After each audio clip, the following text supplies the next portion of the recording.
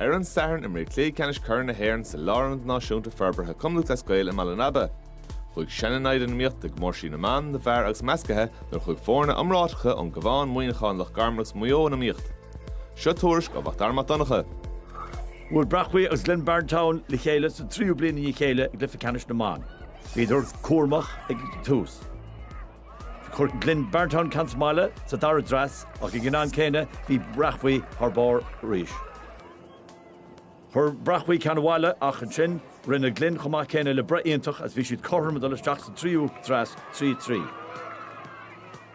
That was an excellent throw. Wow. Tá spántas má battle le Gleann sa tríú Carraig agus Éilín Kelly's Mary Roach agur chun tosa.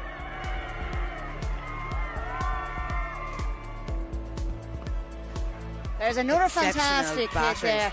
Nobody going for it. That's an absolutely fantastic hit right into the gap. We've got Iolair taking another 2 bases there. Bhí Colleen Loch Garman is a dul go brá agus caithfh íontach a leagan amach imreoir as Bréachmhaigh. Oh, what an out. That was fantastic throw from Gleann from first to third. Ach nearna seo ach sprág a horsta na choirithe. Gá ri íontach a bháil ach siúd agus bua cúigi carracha ag deire an tríú dras.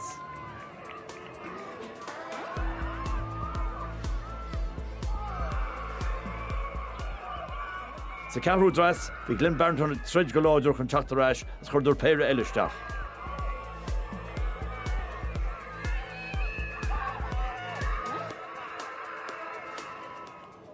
Ba chosúil go raibh Bréachmhaigh a driblóid nar a leag na Carmany bert imreoir amach sa garú dras agus iad fós chorm 6-6. Níarna aon orann aon dulcha cín sa cúigú dras. Ach batal iontach Éilín Kelly de Gleann sa séú ceann. We've got Iolair Kelly, she's made it to second. This is the second time she's done it. And the speed of Chloe Doyle coming down home. That's 3-base run by Chloe Doyle.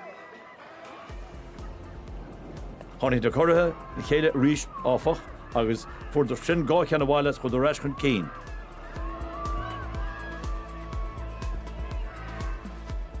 As sin an buile marfach nar bhí riaonta go gráinne Gavin bhí siad héine go hocht chun cín ag deire an séú dras.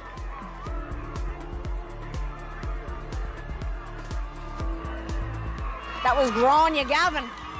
That's Absolutely. a fantastic home run there by Gráinne Gavin. Bhí Bréachmhaigh sa zón. Agus cúpla breaíontach sa seachtú ceann as a gathhrúcríomh sa chéile buiteacha héine go hocht. So Briefy need one more There we out. go. Game And over. there's our out. And we've got Briefy there now with their 4 in a row. We have an amazing bunch of people. I mean, from players, management, committee, everyone just gets on board and does their best for the team. And we're so lucky to have that around us. Before we do any celebrations, we have another big game to play. It's not everyone that's lucky enough to be in 2 All-Ireland finals, so we'll have to put the heads down now for the mixed game. We're up against a really strong team, so we'll hopefully get that over the line first. Bhí Bréachmhaigh ríis amach sa gan Meascaithe a na hÉireann Eagles as a gábháin. Bhí tús nervúiseach an dá orann. Bhí na curtha Bréachmhaigh déanana níos fearr sa dara dras as chuidir gá ceann bháile ar matcha as iad carranáid chun cín.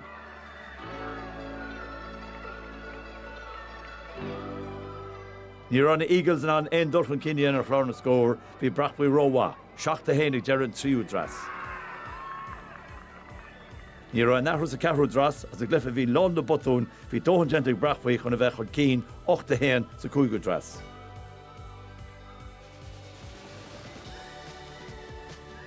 Bra aontacha sin Sheridan le began inspiráid a thuirt go na Eagles sa séú dras. Agus ar deire léir siad a gomas for na chábháin agus chríochnaí séú dras 8-2. Ach nuair dóhan déantacha agus bra aontach a deimhnú na bua do Bréachmhaigh. Fá rit dearnach a chur cuma níos fearr a chláir na scór den na Eagles chríochnaí sé 8-2. An dar críomh hÉireann gon tróna ag Club Buaicphointí.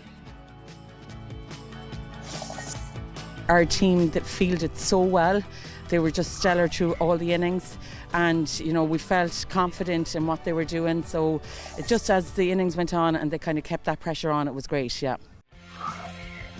Bhí na igas le chéile ríiste Cluiche Ceannais na Bhar agus thosaigh níos fearr a na námhde Carraig Mhachaire Rois. Por do trí cin bháile sa chéad dras.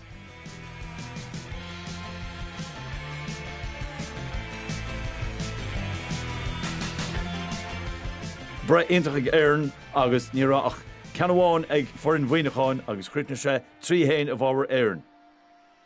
Bhí an breth thar bár sa glufa seo san ceannseo hÉireann I 2-3 ag deire an darid dras. Super catch. Great catch there, Paul Monaghan from hÉirne. Rinne Carraig Mhachaire Rois níos fearr sa tríú can as chuir siad 2 ceanna a bháile as chuir siad chud cín cearr 3.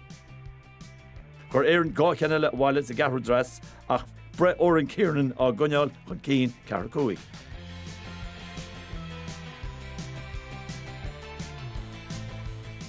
Bhí cuasaí tean go más a glufa seo agus ceanna a bháile sa 5 dras chun de 5-6. Lancharai do gach bat ionintach bhí bre chumach céine bhí se fós 6 dras.